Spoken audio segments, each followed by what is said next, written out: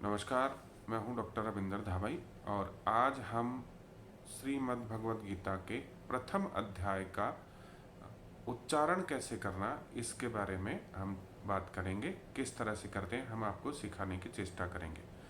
स्थिति ये है कि महाभारत आज की 5000 वर्ष पूर्व जब हुआ और कौरवों और पांडवों के बीच में जब युद्ध होने की स्थिति आ गई, अंतिम रूप से भगवान श्री कृष्ण कौरवों की सभा में जाकर उनसे निवेदन करते हैं कि हमें आधा राज्य नहीं अपितु मात्र 5 गांव ही हमें दे दो। वो भी दुर्योधन दे नहीं सकता और उसने मना कर दिया और भगवान को बांधने चला कि आप उनकी तरफ से आए हो, हम आपको ही दंड देते हैं। तब भगवान ने अपना विराट स्वरूप प्रकट किया और उन्होंने कहा कि हाँ, अब महाभारत का युद्ध होगा, प्रलय होगा और वो प्रलय होने का समय अब आ गया है। कुरुक्षेत्र के मैदान में दोनों तरफ की सेनाएं खड़ी हैं और उन सेनाओं को देखकर अर्जुन जो है बीच में खड़ा हुआ है। भगवान श्री कृष्ण अर्जुन के सारथी के रूप में वहाँ उपस्थित हैं और यहाँ से प्रारंभ होता है महाभारत का युद्ध। अब इसमें संजय जो कि महर्षि वेदव्यास के शिष्य थे, उन्होंने निर्देश दिया कि वो युद्ध का सारा हाल महाराज धृतराष्ट्र को सुनाए, क्योंकि संजय को एक ऐसा वरदान मिला हुआ था कि वो कहीं भी दूसरी जगह की, जिस प्रकार से आजकल चैनल्स के ओबी वेन जाकर कहीं से भी सीधा प्रसारण कर देती हैं, उसी प्रकार से वो महाराजा धृतराष्ट्र के सामने बैठकर महाभारत के युद्ध का हाल बता सकते थे। इस प्रकार का वरदान उन्हें मिला हुआ था। तो अब हम प्रारंभ करते हैं प्रथम अध्याय से और हम चेष्टा करेंगे कि इसके अंदर जितनी भी आपकी कठिनाइयां हो उनको हम दूर करने का प्रयास करेंगे। अध्याय 1 कुरुक्षेत्र के युद्ध में सैन्य निरीक्षण। धृतराष्ट्र उवाच। धृतराष्ट्र कहते हैं, धर्म क्षेत्रे कुरुक्षेत्रे समवेता युयुत्सवः माम कहा पांडवाश्चैव किम कुर्वत संजय। तो इसमें कठिन शब्द है पांडवाश्चैव। इसमें शंकर वाला से और च और ऐ की मात्रा है, इसको बोलेंगे पांडवाश्चैव किम कुर्वत संजय। तो धृतराष्ट्र कहते हैं संजय से कि हे संजय, धर्म भूमि कुरुक्षेत्र में युद्ध की इच्छा से एकत्र हुए मेरे तथा पांडु के पुत्रों ने क्या किया। अब संजय जवाब देते हैं। संजय उवाच। दृष्ट्वा तु पांडवानीकं व्यूढ़ं दुर्योधनस्तदा आचार्यमुपसंगम्य राजा वचन मैं ब्रवीत। तो इसमें जो कठिन शब्द है दृष्ट्वा, इसमें षटकोण वाला से आधा है, टैब है और वह है, तो इसको बोलेंगे दृष्ट्वा। तु पांडवानीकं व्यूढ़ं दुर्योधनस्तदा आचार्यमुपसंगम्य राजा वचन मैं ब्रवीत। हे राजन, पांडु पुत्रों द्वारा सेना की व्यूह रचना देखकर राजा दुर्योधन अपने गुरु के पास गया और उसने ये शब्द कहे।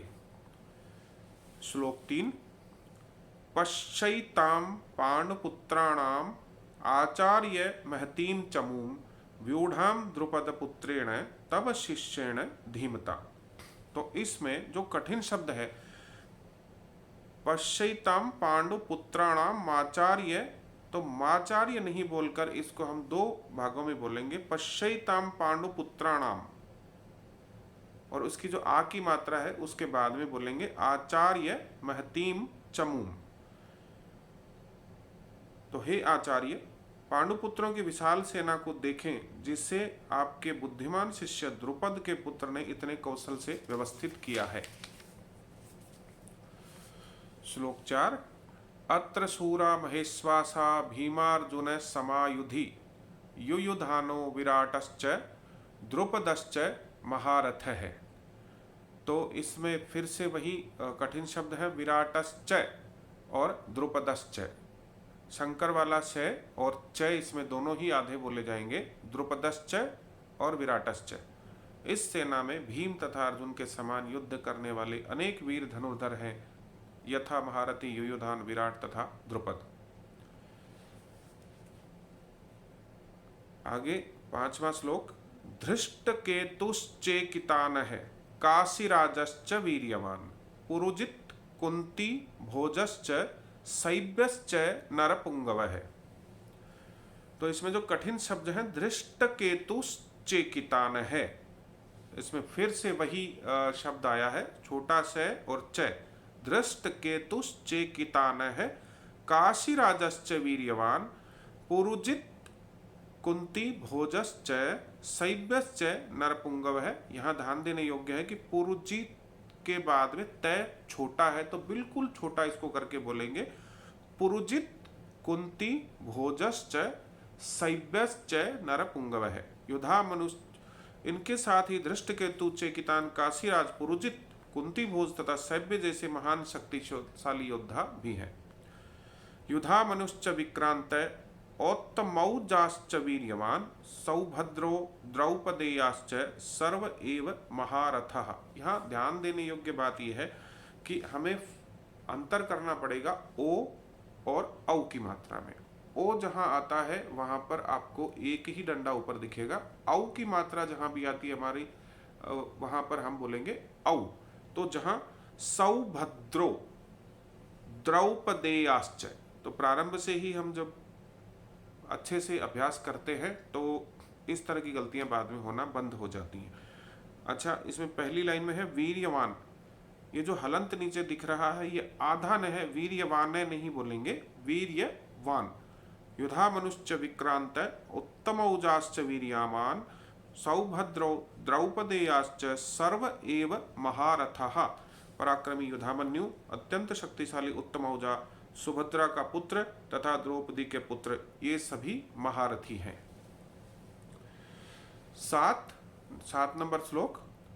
अस्माकं तु विशिष्टाये तान्निबोध द्विजोत्तमं नायका मम सैन्यस्य संज्ञार्थम तान् ब्रवीमिते। अर्थात अस्माकं तु विशिष्टाये, आगे लिखा है ता न, दो छोटा न और बड़ा न दोनों इसमें है, इसको बोलेंगे तान्नी, तानी बोध नहीं बोलना, तान्नी बोध द्विजोत्तमम, द्विजोत्तम नायका मम सैन्यस्य संज्ञार्थम तान ब्रवीमिते। किंतु हे ब्राह्मण श्रेष्ठ, आपकी सूचना के लिए मैं अपनी सेना के उन नायकों के विषय में बताना चाहूंगा जो मेरी सेना को संचालित करने में विशेष रूप से निपुण है। 8 नंबर। भवान भीष्मश्च कर्णश्च कृपश्च समितिञ्जयः अश्वत्थामा विकर्णश्च सौमदत्तिस्तथैव च। हर शब्द पर आपको ध्यान देना है। भवान भीष्मश्च कर्णश्च कृपश्च समितिञ्जयः अश्वत्थामा विकर्णश्च सौमदत्तिस्तथैव च। मेरी सेना में स्वयं आप, भीष्म, कर्ण, कृपाचार्य, अश्वत्थामा, विकर्ण तथा सोमदत्त का पुत्र भूरिश्रवा आदि है जो युद्ध में सदैव विजयी रहते हैं। 9 अन्ये च बहवः शूरा मदर्थे त्यक्त जीविताः नाना शस्त्र प्रहरणाः सर्वे युद्ध विशारदाः। ऐसे अनेक वीर भी हैं जो मेरे लिए अपना जीवन त्याग करने के लिए उद्यत हैं। वे विविध प्रकार के हथियारों से सुसज्जित और युद्ध विद्या में निपुण हैं। क्रमांक 10। अपर्याप्तम तदस्माकं बलम भीष्माभिरक्षितम पर्याप्तम त्विदमेतेषां बलम भीमाभिरक्षितम। तो यहाँ कठिन शब्द है, छोटा तय और वह पूरा है त्विद, इसका अभ्यास करें। त्विद मेतेषां बलम भीमाभिरक्षितम। हमारी शक्ति अपरिमेय है और हम सब पितामह द्वारा भली भांति संरक्षित हैं, जबकि पांडवों की शक्ति भीम द्वारा भली भांति संरक्षित होकर भी सीमित है। क्रमांक 11। अयनेषु च सर्वेषु यथा भागमवस्थिताः भीष्ममेवाभिरक्षन्तु भवन्तः सर्व एव ही छोटा ही बोला जाएगा। अतएव सैन्य व्यूह में अपने अपने मोर्चों पर खड़े रहकर आप सभी भीष्म पितामह को पूरी पूरी सहायता दें। क्रमांक 12। तस्य संजनयन हर्षम कुरु वृद्धः पितामहः सिंहनादम विनद्योच्चैः शंखम दद्मौ प्रतापवान। तो यहां पर जो कठिन शब्द है संजनयन हर्षम, तो यहां पर हम देखेंगे संजनयन हर्षम, ये एक आपको लिखना है। सिंहनादम विनद्योच्चैः शंखम दद्मौ प्रतापवान।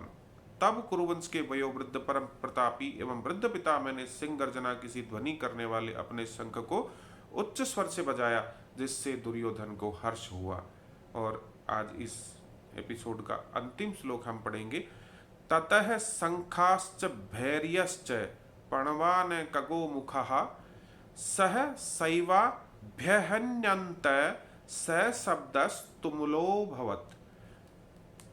तो इसमें जो कठिन शब्द है शंखाश्च भैर्यश्च, और नीचे वाली लाइन में सह सैवाभ्यहन्यन्त स शब्दस्तुमुलो भवत्। तत्पश्चात शंख नगाड़े बिगुल तुरही तथा सिंह सहसा एक साथ बज उठे। वह संवेद स्वर अत्यंत कोलाहल पूर्ण था।